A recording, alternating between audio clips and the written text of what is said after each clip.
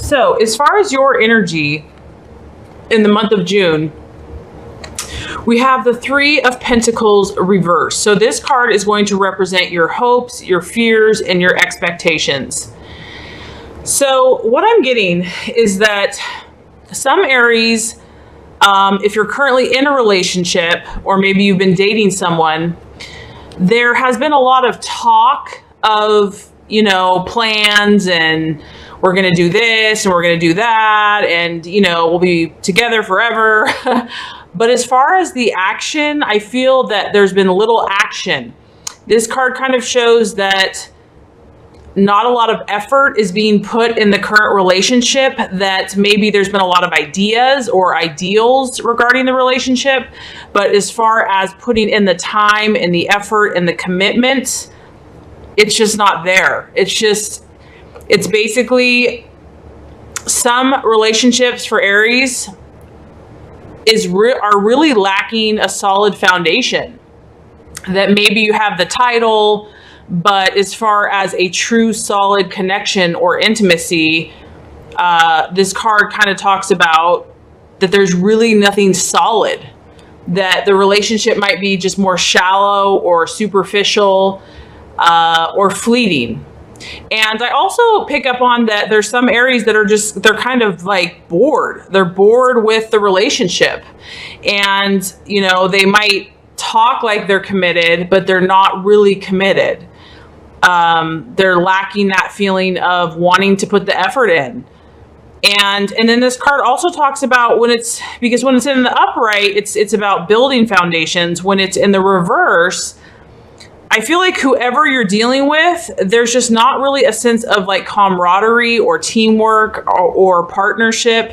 When the three is in the reverse, it's like the team is not a team. The team is not cohesive. There might be too many chiefs in the team. There might be no leader in the team. Point being is that the union or the relationship is not harmonious. That there is just not a sense of like common ground and common bonding. So, I mean, obviously, I feel that since this is in the hopes and the fears and the expectations, I feel like a lot of you Aries, you might be in a situation, but you really don't want to be.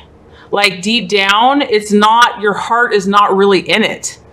You are kind of bored with the situation, and, you know, you're just not putting a lot of time or commitment. So for some of you, and then if you're single,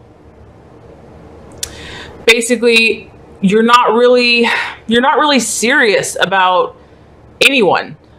You might be dating, you might be kind of like just seeing what's out there, but as far as really putting that effort and that work to have like a serious, committed, you know, long-term, deep relationship, this card just basically says no. I may say that I want that, but deep down, that's not what I'm looking for. So for some of you, for the month of June, yeah, I feel like the Aries is wanting to be a free spirit in many ways. Or if they are in a relationship, they're bored, or they're just not willing to put in the work. Because this card can also talk about like criticism, like maybe your significant other, like anything you try to do, they criticize you.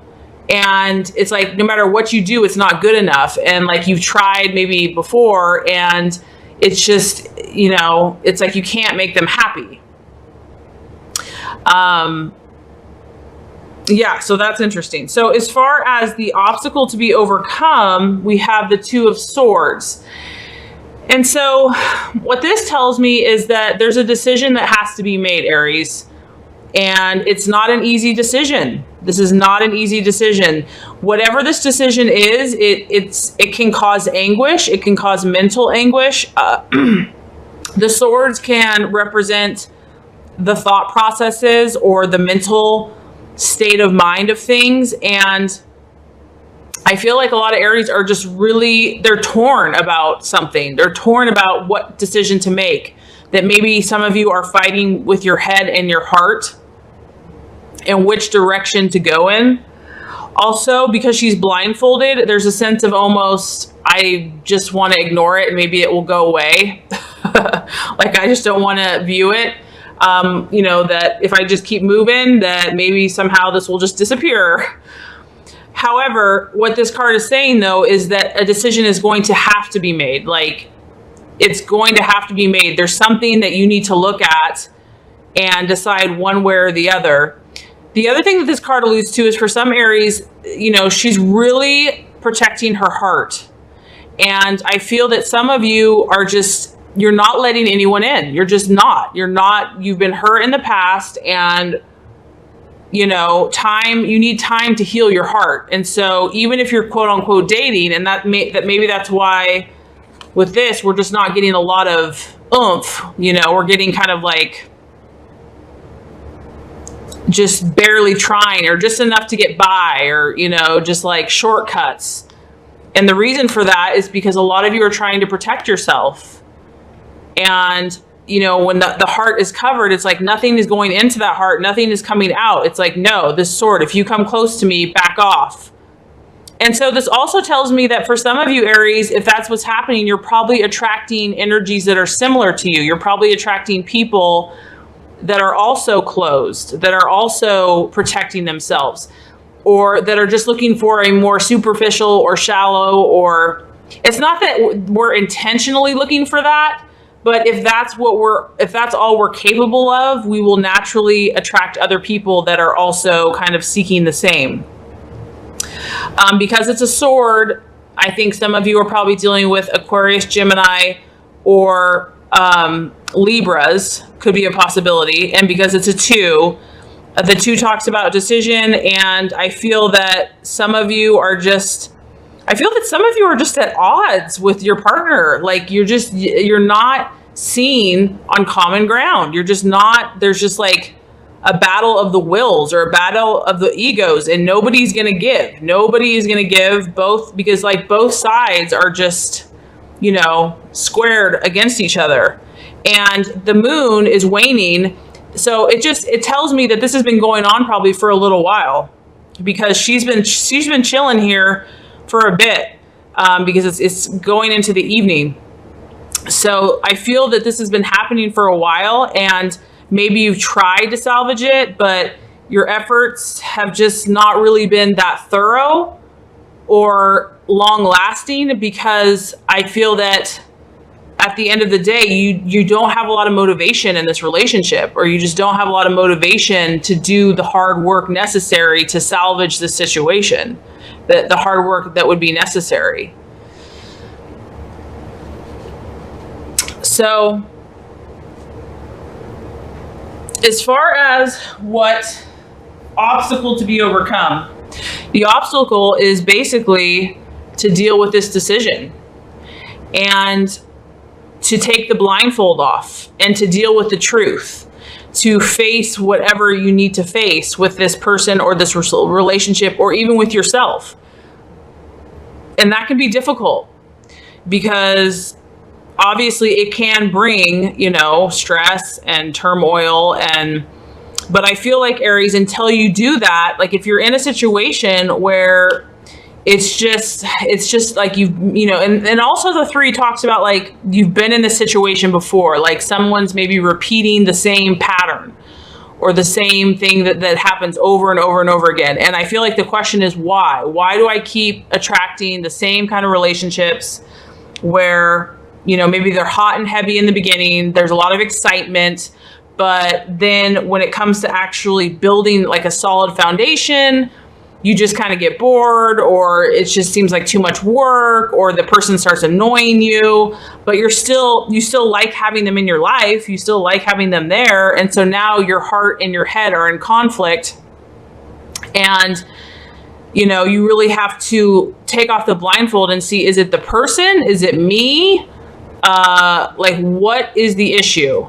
What is the issue? And I feel like that, you know, that takes some work. That takes, you know, and it also just takes a readiness and a willingness to to want to heal yourself and move forward and move on and let go of the things that are no longer serving you. Let go of the people and the situations that aren't your true calling or your true path or your true journey. And that really resonates with the outcome card or the realization. I mean, that's actually what the outcome card is, the Princess of Wands. This is a fire energy. It's a princess or page. So it's a young energy. But what I feel like some Aries are in the process is this Princess of Wands is all about kind of freeing herself so that she can be this beautiful fire energy. I mean, if you look, she's got this gorgeous like red and yellow like smoldering flames, and she's got her wand, and she's out in nature, in the universe. She's exploring. I feel like a lot of Aries are really, you want to be free, but like to be free, then that means being alone. So that's kind of the battle. But this is what I feel like a lot of you are working towards right now. And the realization is kind of getting back to that innocence, because the page or the princess is like a child. Doesn't necessarily mean a child, but like a young spirit. So like who you are on a core basic level is what you're trying to figure out. Because right now, something's not feeling right for some of, you know, and this is a general reading, but something's just not right with the way relationships have been playing out for some of you. And you really, I feel like a lot of you just want to be this energy where, you know, kind of like that feeling when you were a kid again, just a child, free, ambitious, positive, enthusiastic. And really, this is the outcome or the realization. So some of you might be realizing this, or some of you actually might be taking steps to get to this place in the month of June. But what I like about this card is that she's thinking about her next adventure. So she's planning. She's going to act. Don't get me wrong. She's going to act boldly, fiercely, courageously, confidently, and it's just a matter of time. She's just planning her next adventure. And so I feel like a lot of you, this is where you're still on the lookout. You're still, you know, Aries is a very free, independent spirit, and a lot of you are still in that place where you want your adventure. You want to experience all that life has to offer. You want more thrills, more excitement. I mean, there's a very strong hunger and thirst in the Aries energy to be that bold leader, that fierce, confident, and be the best at whatever they do. And so I feel like that's why some of you, this just isn't working. Whatever you're in, either you're not ready for it, or it's just not the best foundation. It's not the best match to begin with, because a lot of you, I just feel like there's conflict, there's anguish, there's stress, and you have a decision to make, and it's between your head and your heart. And that's why it's been so difficult for you. And maybe that's why you've kind of been sitting in a situation for so long, because it's not easy, because, you know, like I said, your head and your heart. But I feel that a lot of you, this is who you want. This is where you want to be. A lot of you want to be this princess or page of wands. So a lot of you might want to be single and free, or just purifying your essence to where you are more who you truly are, giving yourself time and space to heal from any past traumas, so that when you are ready, you connect on a more whole basis of who you really are. Because some of you that are in relationships right now, it's because of the past that you're not able to fully open your heart. And it's because of the past that this relationship is more of a conflict, more of a battle, and there's just not a lot of love flowing in and out of each side, because both parties' hearts are covered and not open and receptive to love. So that is the challenge. And, you know, you're only willing to put in so much work. You really are. Like, you might say that you're willing to do more work, but, you know, our actions and our words are very different. So really interesting reading. And, you know, we're all in different places, and we're all in different processes. And I do feel that some Aries are battling between this person and, you know, like, just to remain comfortable, you know, and just to kind of keep it going. but I feel that some of you this month are really going to start looking at this a little bit more clearly, because the outcome is more the pure essence of yourself and the more pure essence of your freedom and your energy, so that you can be free. And I feel that some of you are going to be coming to that in the month of June. Okay, Aries, we have Shattuckite.